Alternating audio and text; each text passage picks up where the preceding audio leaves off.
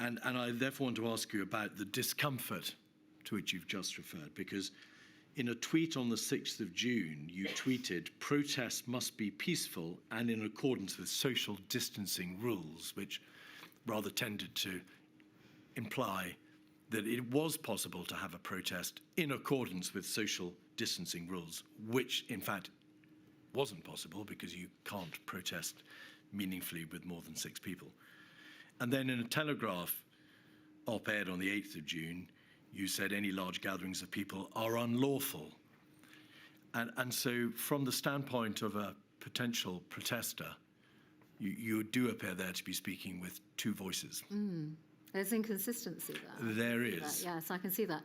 I do also recall, though, through the discussions that took place, and this is very specific to Black Lives Matters, and possibly the team with the Metropolitan Police, because this is the main protest took place in London. They in particular were focusing on the need to social distance throughout that protest.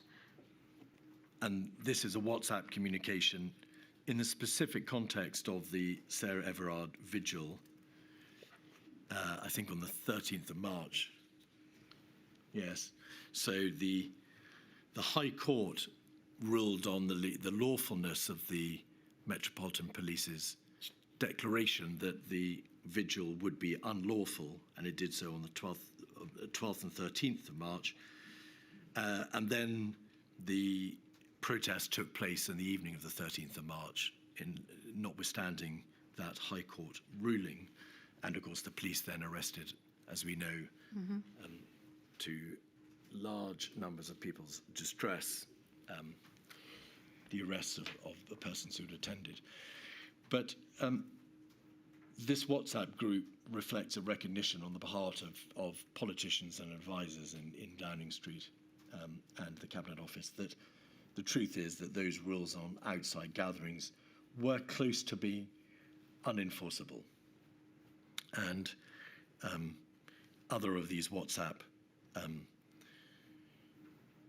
contributions make plain that the government was in a very difficult position, and they call, in fact, for you to give an interview or to tweet yourself your views as to the protests and the arrests. Was it generally recognised, both at the heart of government in Downing Street and the Cabinet Office, as well as the Home Office, that these rules were indeed practically unenforceable? Well, within the Home Office, yes, absolutely. And this is clearly within the context of the vigil that took place to remember Sarah Everard. This was a very emotional time and a difficult time. The inquiry recalls that. So